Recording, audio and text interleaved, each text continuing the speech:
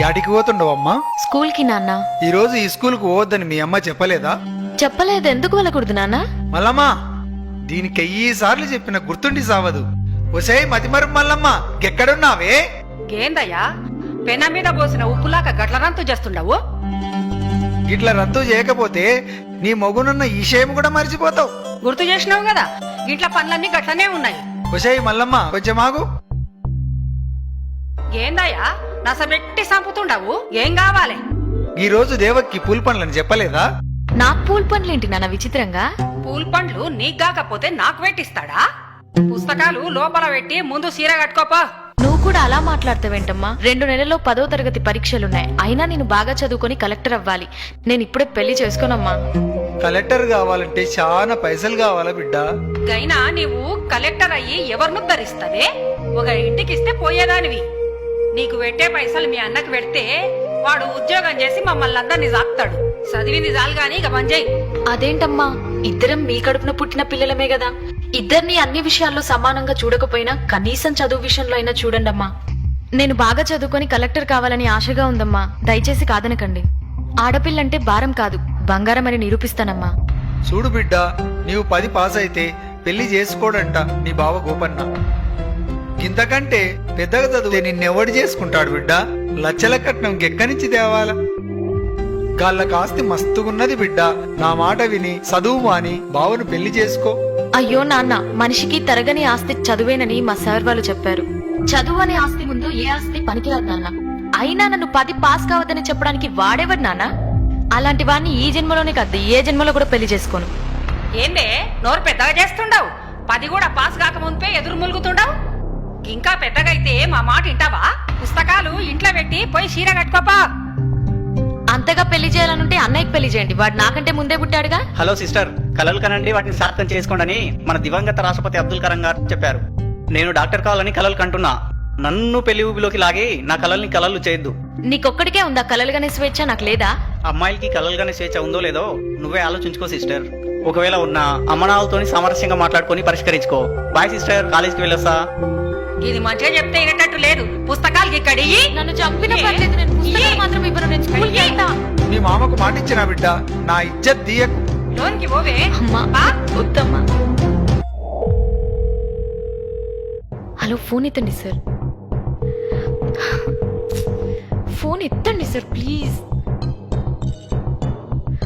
Phone ఎత్తండి sir. Hello, ఎవరు? Hello sir, నేను దేవకిని మాట్లాడుతున్నాను. ఎందుకమ్మా ఏడుస్తున్నావు? నన్ను చదువు మాన్పించి పెళ్లి చేయాలని ఎంగేజ్మెంట్ చేస్తుండు సార్. మీరు వచ్చి ఎలాగైనా కాపాడాలి సార్. Sir please sir. నువ్వేం భయపడకమ్మా, నేను వెంటనే పోలీసుల్ని పంపిస్తా. Sir please sir. ఎవరికి ఫోన్ చేస్తుండవే? Police station. నువ్వు గనుక ఈ పెళ్లి చేసుకోకపోతే ఈ పురుగుల మందు తాగి సస్తా. అలాగే చేసుకుంటానమ్మా, నువ్వు తాగొద్దు ప్లీజ్. అయితే లోన్కి వా. రావయ్యా లచ్చన్న బావా, రా. ఇప్పుడే నా రావడం. కూర్చోండి బావా, కూర్చోండి. కిష్టే బావా, చెల్లెమ్మయ్యాడుంది. లోపలుంది బావా. 2 నిమిషాల్లో దివ్యమైన ముహూర్తం ఉంది సుమి. రావుకాలం రాక ముందే తాంబూలాలు ఇచ్చి పుచ్చుకోవాలి సుమి. అమ్మాయిని త్వరగా తీసుకురమ్మను నా దద్దోజనం. మల్లమ్మ, బిడ్డను దొలకరా.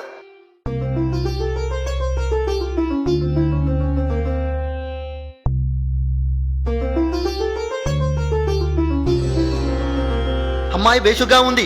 పేరేంటమ్మా? దేవకి. దేవకి గోపన్న నామస్య సుమూర్తె సుమూర్తస్తో. అయ్యా, తమరిద్దరూ తాంబూలాలు ఇచ్చి పుచ్చుకోండి.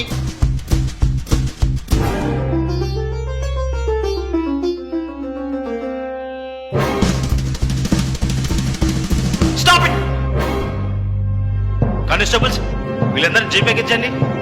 ఇదేంటి చోద్యం? ఇక్కడ ఏమైనా మడలు జరిగాయా మమ్మల్ని అరెస్ట్ చేయడానికి? మైనార్టీ తిరిగిన అమ్మాయిని చదువు మానిపించి బలవంతంగా పెళ్లి చేయడం చట్టం దృష్టిలో మర్డర్ చేయడం కన్నా నేరం. అందుకు కారకులైన మీరందరూ శిక్షార్హులే. అది కాదు సుమి, అమ్మాయి చదువు మాన్పించడంలో నాకు సంబంధం లేదు. అమ్మాయి పెళ్లి చేయడం అనేది తల్లిదండ్రుల నిర్ణయం. నన్నెందుకు అరువు చేస్తున్నా నా దద్దోజనం? నేరం చేసేవారికి సహకరించడం కూడా నేరమే. మైనార్టీ తీరని అమ్మాయిలకు పెళ్లి తంతు నిర్వహించకూడదు. మా బిడ్డకు మేం పెళ్లి చేసుకుంటే మధ్యాహ్నం నీకేందయ్యా బాధ? చూడమ్మా, చట్టరీత్యా 18 సంవత్సరాలు నిండని అమ్మాయికి 21 సంవత్సరాలు నిండని అబ్బాయికి పెళ్లి చేస్తే నేరమవుతుంది. మర్యాదగా స్టేషన్కి వస్తారా, బలవంతంగా లాక్కెళ్ళాలా? ఫోన్ చేసి పోలీసులను పిలిపించి మా ఇజ్జత్ తీసినావుగా ననే. ఈ రోజే నువ్వు చచ్చిన రోజు అనుకుంటాం. ఇంకొక్క నిమిషం కూడా గీడుండొద్దు. పోవే. చూడు బిడ్డ, ఇంకెప్పుడు నా ఇంటికి రావద్దు. కాదని వస్తే గదే రోజు మేమిద్దరం చచ్చిపోతాం. వెళ్ళవే. సార్ మీకు దండం పెడతాను. మా వాళ్ళని వదిలేసి నాకు ఎక్కడైనా చదువుకోవడానికి అవకాశం ఉంటే కల్పించండి. నీలాంటి అమ్మాయిలకు రక్షణ కల్పించడానికి ప్రభుత్వం స్టేట్ హోమ్ ఏర్పాటు చేసింది. అక్కడ నువ్వెంతవరకైనా చదువుకోవచ్చు. వెళ్దాం పదమ్మా.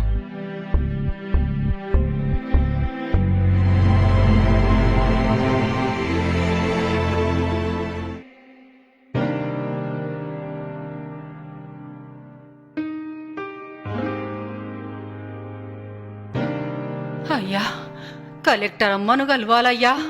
అలాగే ఆగండి అమ్మా.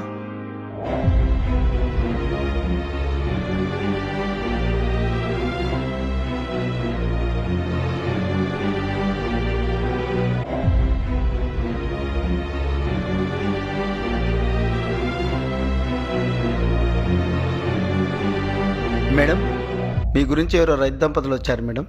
ఎక్కడి నుండి? చెప్పలేదు మేడం. లోపలికి రమ్మనండి.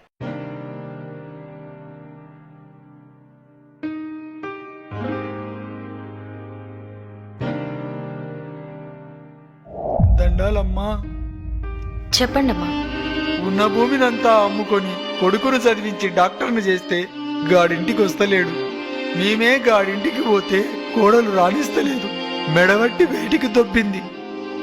ఉన్న అర్ధెకరం పొలంలో బుడ్డలేస్తే నకిలీ ఇత్తనాల వల్ల ఒక్క గింజ చేతికి రాలేదు. 3 దినాల నుంచి తిండి లేక ఆకలితో చస్తున్నాం. పంట నష్టం కింద 500 ఇప్పించండి అమ్మా, నీకు పుణ్యం ఉంటుంది. మీరేవరు? కేతేపల్లెమ్మ, పాపిష్టి దాన్ని. నా బిడ్డ మంచిగా చదువుకొని కలెక్టర్ అయితానంటే దాన్ని కొట్టి ఇంట్లోకెళ్ళి ఎలగొట్టినాం. ఆ పాపమే మమ్మల్ని చుట్టుకున్నది. ఎట్లయినా నువ్వే దయ చూపించాలమ్మా.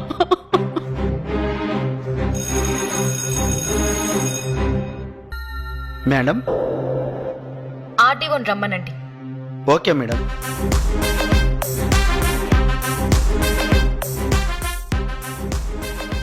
ఎస్పీ గారు, నా ఛాంబర్కి రండి.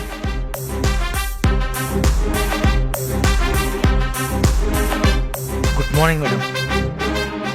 మన జిల్లాలో పంట వేసి నష్టపోయిన రైతులందరికీ 24 గంటల్లోగా నష్టపరిహారం అందించాలి. ఈ విషయంలో ఆలస్యమైతే all will be suspended. Mind it. Okay madam.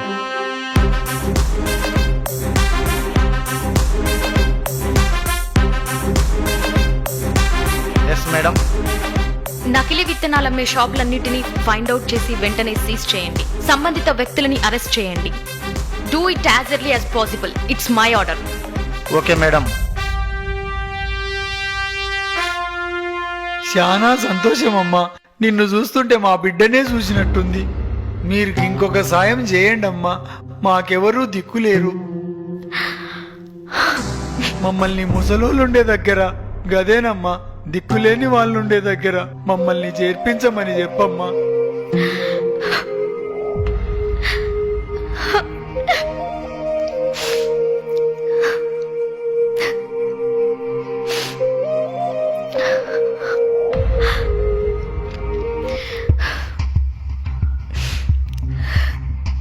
నన్ను క్షమించండి నాన్న.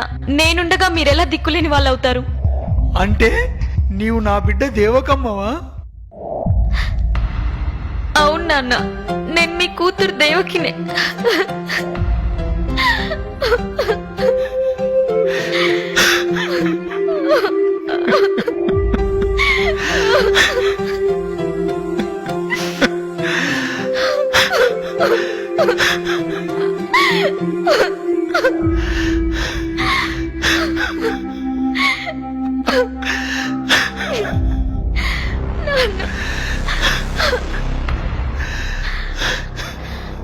అమ్మా, నేనమ్మా మీ కూతురు దేవకిని. పాపిష్టి దాన్ని. నన్ను అమ్మ అని పిలువకమ్మా. నీవు చదువుల తల్లివి. నీవే ఎక్కడుంటే అక్కడ అందరు చల్లగా ఉంటారు. ఢిల్లీకి రానైనా తల్లికి కూతురే కదమ్మా. పదండమ్మా, మన బంగ్లాకి వెళ్దాం. సమాజంలో ఎంతో మంది దేవకి లాంటి అమ్మాయిలున్నారు. పసి వయసులోనే వారికి పెళ్లిళ్లు చేయడం వల్ల మానసికంగా శారీరకంగా చితికిపోయి అర్ధాంతరంగా తనువు చాలిస్తున్నారు. వారి ప్రతిభా పాటవాల్ని మొగ్గలోనే త్రుంచివేయకండి.